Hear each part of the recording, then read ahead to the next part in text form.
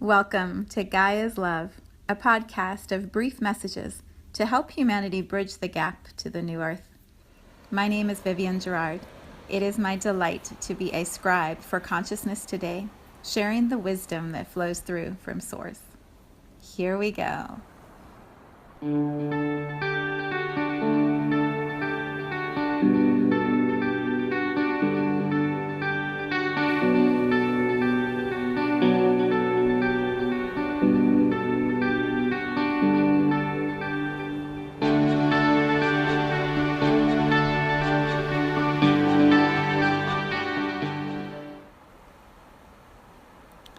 Episode 180.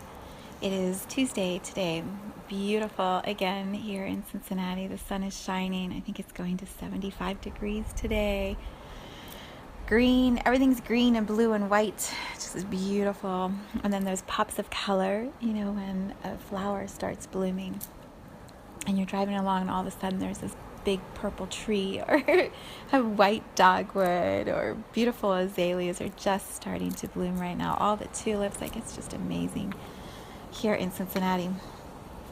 So today, today's one of those episodes where I have no idea which direction we're going. I had lots of thoughts and ideas.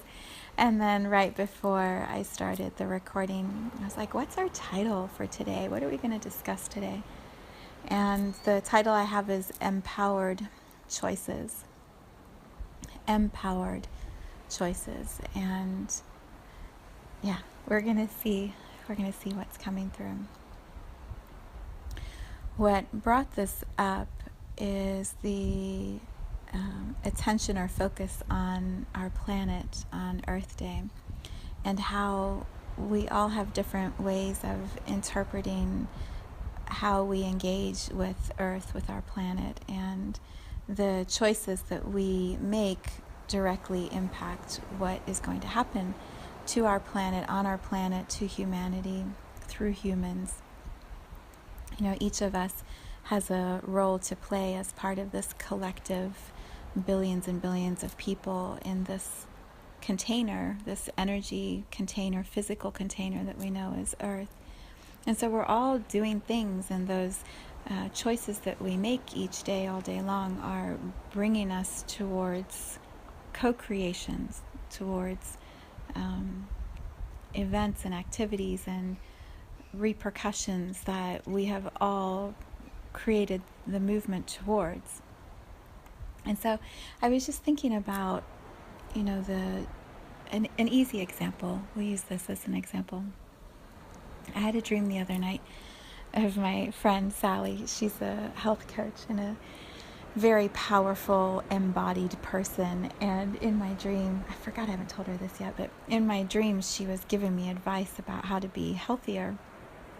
And I remember having to write it down. In my dream, I was trying to find a piece of paper and a pencil so I could write it down because I didn't want to forget what it was that she said. And then I woke up in the morning, I couldn't remember what it was. One of those dreams where it's super important and then you can't remember the exact words. But I remember the feeling of it. And the feeling was, it doesn't matter how much you exercise. If what you are putting into your mouth in the moment that you choose to put it in is not healthy for your body is going to be unhealthy. And I have a sweet tooth. I love ice cream. I love chocolates. And I could feel like this not finger pointing, but kind of that sort of bringing my attention to, you eat a lot of sugar and maybe you don't need so much sugar. And so in the dream, I was like, I got to write it down because I know I'm not going to want to remember this. I know this is not something I'm going to want to do. But the point of the dream was, pay attention to what you're putting into your mouth, because the moment you make the choice to put that in, your body's going to do its thing that it does to handle what you're putting into your mouth. And so choose carefully. Just be aware, be conscious of the choice that you are putting into your body. And in the dream, it was so clear. It was like, you just do that change. You make that one change. And then everything else in your body and your health is going to fall into place. I have another friend who just started a podcast, the nutrition professor, and she started a podcast empowering people, teaching people how to be healthy, how to focus on the nutrition, and she's very much plant-based diet. And so a lot of her conversations are going to be about what choices are you making to put into your mouth, what foods are you putting in, because that will do its thing to your body. And we want long-term health. That's what her focus is, and I'm so excited that she has this podcast. You can look it up if you want to tune in. The nutrition professor. She's just awesome. Yeah, so the point of this example is our physical bodies are directly impacted in the moment that we make the choice to put something into our body. And so the intention of the food, the intention of the water, the amounts, the quality, whatever it is that we're bringing in, all of that vibrationally, energetically is in our body doing things to the physical structure of the body. And so we're very, it's a known thing. I think it's a common fact. Most people know that what you eat determines your health. And even if they don't, like me, fully follow it or pay 100% attention to it, they're very aware that is a correlation. What I bring in is what is going to happen to my physical health. We aren't usually as aware or give as much validation to how our thoughts do the same thing. The thoughts that we bring into our mind directly impact our physical body in the same way that food or drink does. And so we don't always pay attention to that. But it's just as important, maybe more so. And yeah, that's that's all the stuff I talk about in the energy gym. So that's a different conversation. What I want to bring this example forward for is because it's exactly the same for our planet. So there are physical things that we are doing to our planet in the choices that we make. So our choice, for example, when I go for my run in the morning, I go up this street and it's right at a curve where people are kind of going up a hill. And I don't know why, but they all seem to think they can throw their trash out the window at that place. And so that street, all the way up the street, is just lined with junk that people have thrown out their window. I don't believe that someone can roll down a window and not throw something out without full awareness that they're not going to be the ones picking that thing up. So someone else is going to have to do it, or it's going to lay there until it hopefully decomposes. I believe many of us are aware that our physical choices are co-creating the physical world that we are experiencing. And the more that we consume and throw away in our waste, and there's so much, that's not my work to do, is to educate everybody about how we're destroying our world physically. I feel like there's plenty of data, and most people are fully aware that is happening. The awareness I bring, or the gift that I have the ability to translate in this space, in this podcast, is what our thoughts are doing to our planet. The power that we have as infinite souls in human bodies, with our focused attention at a thought level, at a soul level, at a heart level, the energy that we bring as souls in human bodies is just as powerful for our physical planet as it is for us individually in our physical bodies.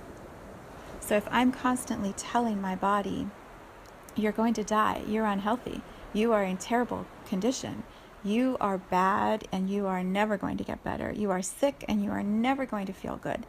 If I'm saying those things in my mind, my physical body is going to keep listening to those cues, and it's going to create that in my physical body. I know that, and I'm very aware of that, and I talk about that because it's such a powerful tool for healing yourself, each of us. The thoughts that we feed our physical body shape it. And so when we talk to little children or babies, we shower them usually with love, like, you're so beautiful, look at your 10 fingers and your 10 toes, and you have this gorgeous hair, and look at your cute smile, and oh, your eyes are sparkling. And we just love on little babies and little children about their bodies. And then as we grow up and become so wise, we tear ourselves apart. It's so silly. It's so silly. What I offer, what I am rambling through to get to this point, apparently, is how our choices in the ways that we think about our planet and feel about our planet directly impact the health and the vibrancy of our planet. So if we are able to love our planet exactly as she is and see her as this beautiful being that she is, holding us in this womb, in this incubator, and we shower her with thoughts of love and praise, and we see her and feel her and visualize her as healthy, imagine how much we can do to help our planet become exactly what we are seeing.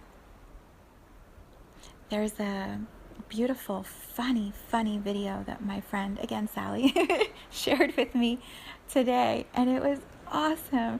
It's this little comedy thing that has been put together. The name of the website is, oh my gosh, why can I not see it now?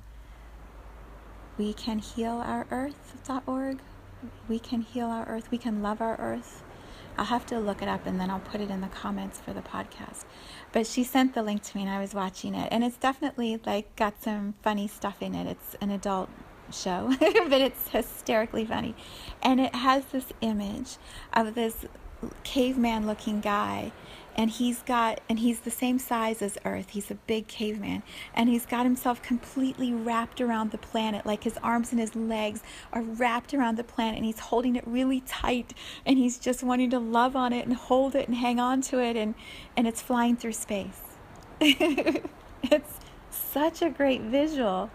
It's like, if we could feel that way about our planet, like, I love you so much, I am not letting go. I'm not letting go of you. I'm not going to give up on you. I'm going to see you as the most beautiful blue-green ball that's flying through space around the sun, and I'm just going to love on you.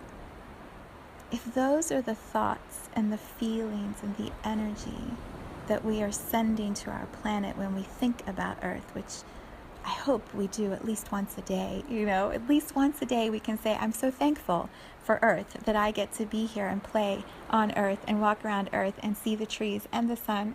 Like, even if all you're doing is talking about the weather, you are showering gratitude on this planet because there is weather to talk about. But focus it in this way of love, like you would talk about the most beautiful child you've ever seen. What if we talked about Earth that way? Here, from inside Earth, not after we're dead, when we look back, or if we're space travelers and we're looking at it from outside.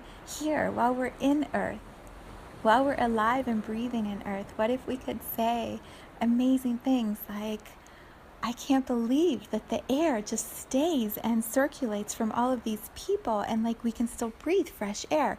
I can't believe the variety of colors that we have on this planet, and the smells, oh my gosh, and the foods that we can create. Like, what if just for a minute each day we think and feel about Earth from this place of absolute awe and wonder? Can you imagine what that could do for the health and the vitality of our planet? And when we have those feelings inside of us, those feelings of protection and immense gratitude, our actions, our physical actions are going to change. We will have empowered choices of what we do each day. And those empowered choices might surprise us. The most powerful way to change our planet may be every single human beginning to meditate on the beauty of this planet. That may be what saves our world. Because in that focused attention, all of us doing it at once, may pop exactly the right color or solution or song or mantra or idea that is going to immediately change the behavior of billions of people and bring us into alignment. And maybe it's this little video that's going around. Maybe it's that website that they've created that has really cool solutions. Maybe it's the prayer that Alicia and I shared yesterday. I have no idea. Maybe it's all of it. But what if our empowered choices to think and feel differently about our planet are the ways to begin really shaping a Gaia, an Earth that is going to be sustainable for eternity, for all time, with this paradise that humans can experience as souls come in and out of her womb? That's a miracle that I would jump on board with. So how do we begin? You change the way you think and feel about our planet. You make an empowered choice to be the one who is sending love to our planet, even if you're the only one in your tribe, in your family, in your community. It's okay. Be the one that starts it all and shower our planet with love. What happens when we shift our vibration in that way is because your focus is on feeling so good about being here on this planet, you'll also start to naturally want to feel good about being here in your body, which then is going to have you feel good about being here in the relationships in your life. And then pretty soon you're feeling really good about the work that you're doing. And it just like ripples out. So yeah, I mean, I guess it serves everyone you know to focus on really feeling this love for our planet. And then making the empowered choice in your thoughts over and over and over again. So something to play with, you know? All right, that message brought to you through Viv from Earth, because that was not what I was planning on saying today. I love when our planet has something so specific to say to all of us. Yeah, empowered choices.